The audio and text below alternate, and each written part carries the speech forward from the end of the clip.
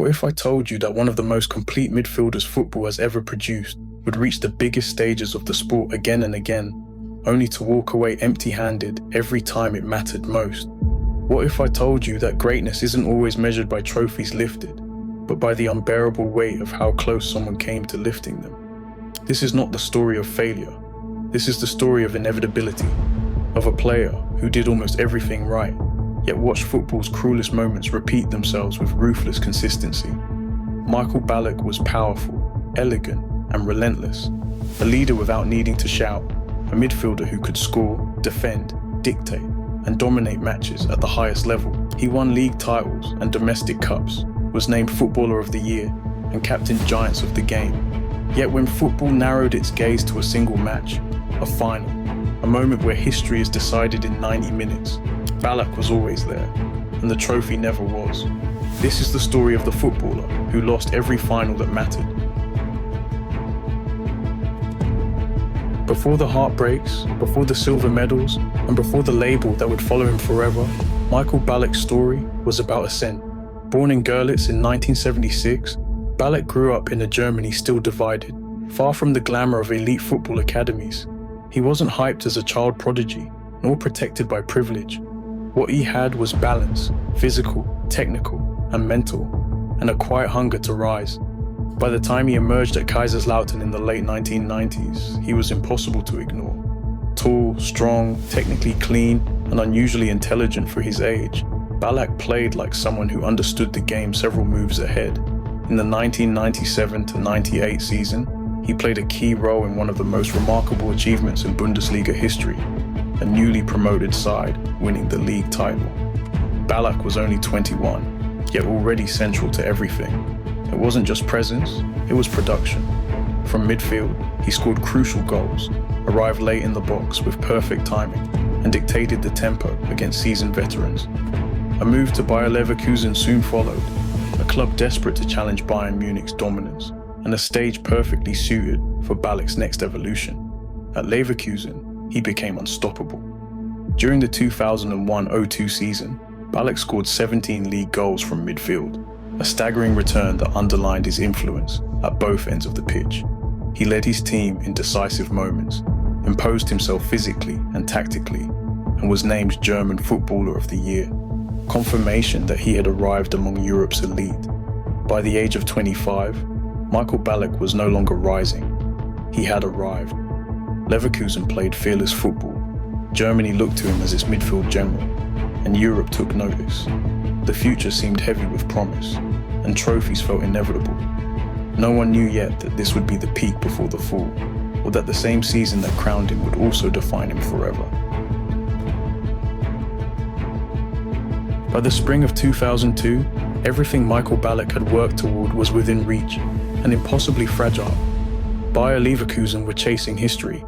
They led the Bundesliga, had reached the DFB Pokal final, and stood 90 minutes away from winning the UEFA Champions League. At the center of it all was Michael Ballack, the engine of a team playing the best football in Europe. He was their captain in all but name, their top scorer from midfield, and the player trusted when moments grew heavy. Then football began to turn on him. First came the Bundesliga. Leverkusen, clear at the top for much of the season, began to wobble late on. A late collapse saw Borussia Dortmund surge past them, leaving Ballack and his teammates watching the title slip away on the final stretch. From certain champions to runners-up, the shift felt sudden, brutal, and irreversible. Days later came the DFB Pokal final, another chance to make things right, another chance to lift silverware. Instead, Leverkusen were beaten again. 2 competitions, 2 finals, 2 defeats. Still, there was Europe. On May 15th, 2002, Leverkusen faced Real Madrid in the Champions League final at Hampden Park. It was the biggest club match of Ballack's life, a moment designed for a player of his stature. For long stretches, Leverkusen competed. They pressed, fought, and believed. Then Zinedine Zidane struck. The volley, the silence, the inevitability. Leverkusen lost 2-1. Ballack had now finished second in the Bundesliga, second in the DFB Pokal, and second in the Champions League, all in the same season. It was unprecedented, a treble of silver medals, a campaign that should have been legendary, reduced to a cautionary tale. And yet, his story in 2002 was not finished. That summer, Ballack carried Germany. At the World Cup in Japan and South Korea, he scored 3 decisive goals in the knockout rounds, including the winner against the United States in the quarterfinal, and both goals in the semi-final against South Korea. Germany, unfancied and limited, reached the final almost entirely through his will. But fate demanded one final twist. In the semi-final, Ballack picked up a yellow card, knowing full well what it meant. He would miss the World Cup final. Germany lost 2-0 to Brazil. Ballack watched from the stands as Ronaldo lifted the trophy he had dragged his nation toward. Club finals, domestic finals, European finals, a World Cup final he couldn't even play. In the span of one season, Michael Ballack lost everything that mattered. Not because he disappeared, but because football refused to let him finish the story. After 2002, Michael Ballack was no longer just a great player searching for trophies. He had become a symbol of near misses, a figure permanently associated with football's cruelest margins. His move to Bayern Munich in the summer of 2002 was meant to end the conversation entirely. Bayern were serial winners. They did not rebuild or wait for moments. They collected trophies. If Ballack was ever going to escape the shadow of lost finals, this was where it would happen. And on the surface, it did. At Bayern, Ballack won Bundesliga titles and domestic cups. He scored important goals, imposed himself physically and tactically, and became one of the most influential midfielders in the league. In the 2002-03 season, he scored 11 league goals and 15 in all competitions, exceptional numbers for a central midfielder in a title-winning side. Success, finally, felt routine rather than distant. But the curse was never about league campaigns. It was about moments. In Europe, the Champions League continued to elude him. Bayern fell short before the final stages, and although the defeats were less dramatic than before, the outcome remained the same. When the competition narrowed and the pressure intensified, Ballack once again found himself watching from the wrong side. Internationally, the pattern deepened. At Euro 2008, Ballack captained Germany through a demanding tournament, leading a squad caught between errors. At 31, this felt like the last great international opportunity. He scored crucial goals along the way, including the equalizer against Austria in the group stage that kept Germany alive. In the final, Germany faced Spain, a team on the brink of redefining international football. They lost 1-0. Once again, Ballack finished as runner-up.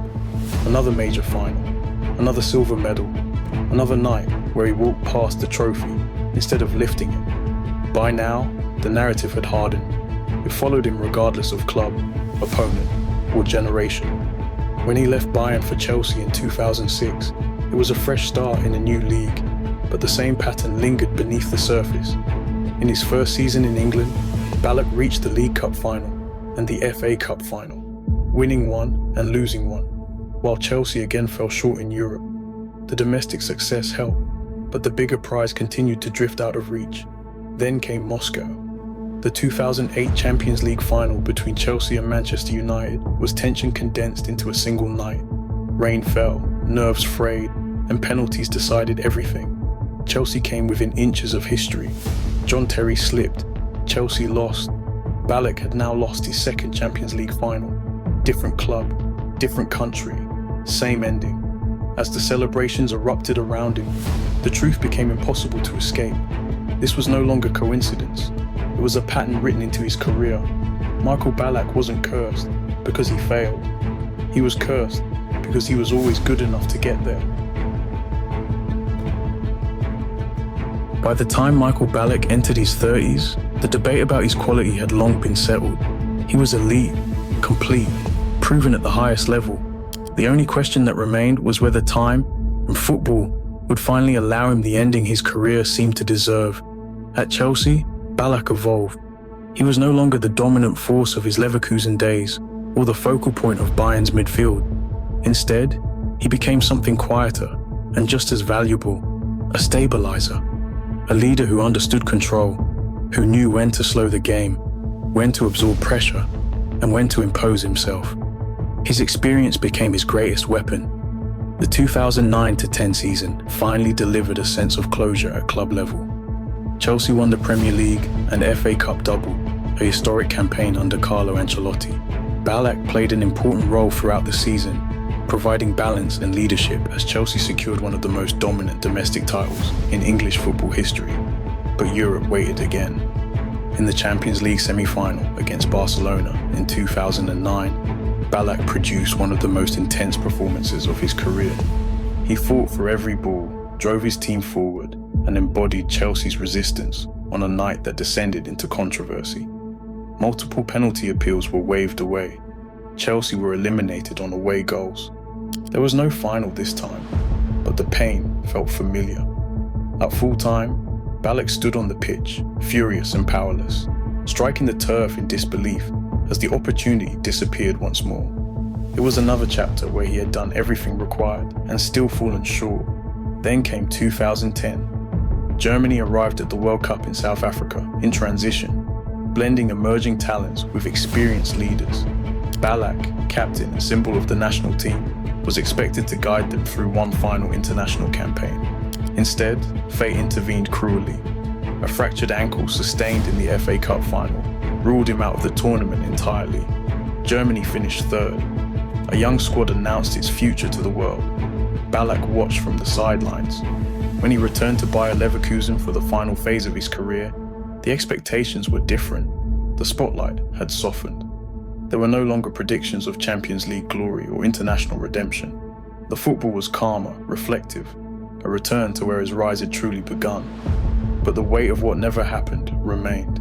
Ballack retired having played in World Cup finals, European Championship finals, and Champions League finals, the defining stages of the modern game. He had scored over 200 career goals, captained club and country, and competed against the very best midfielders of his generation. For most players, reaching those moments once would define a career. For Michael Ballack, reaching them and losing became the story. Football has always preferred simple stories. Winners are remembered in highlights, trophies frozen in time. Runners-up are reduced to footnotes, their journeys compressed into a single missed moment. Michael Ballack's career refuses that simplicity. Across his career, he reached the most demanding stages football has to offer: Champions League finals, a World Cup final, and a European Championship final, and lost everyone. These were not minor disappointments.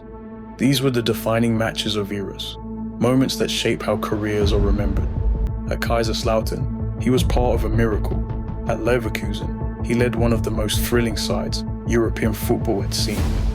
At Bayern Munich, he delivered consistency and dominance. At Chelsea, he brought balance, experience, and steel to a team learning how to win.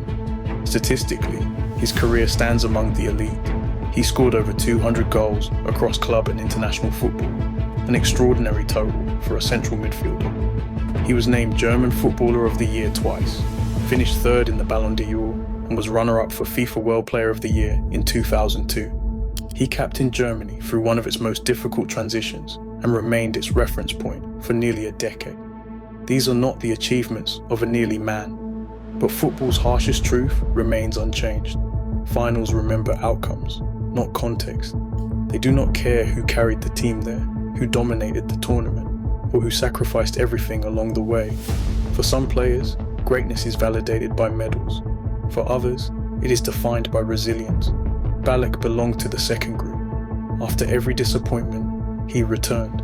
After every lost final, he took responsibility again. He did not retreat, he did not hide, and he did not allow bitterness to define him. He continued to lead, knowing full well how the story usually ended. Perhaps that is his real legacy. Not the finals he lost, but the courage to keep reaching them. Not the trophies he never lifted, but the standard he set in pursuit of them. In a sport obsessed with winners, Michael Ballack stands as proof that greatness does not always come with perfect endings. Because sometimes, the most powerful stories in football are not about lifting trophies. They are about how close someone came, and how they carried the weight of that closeness for an entire career.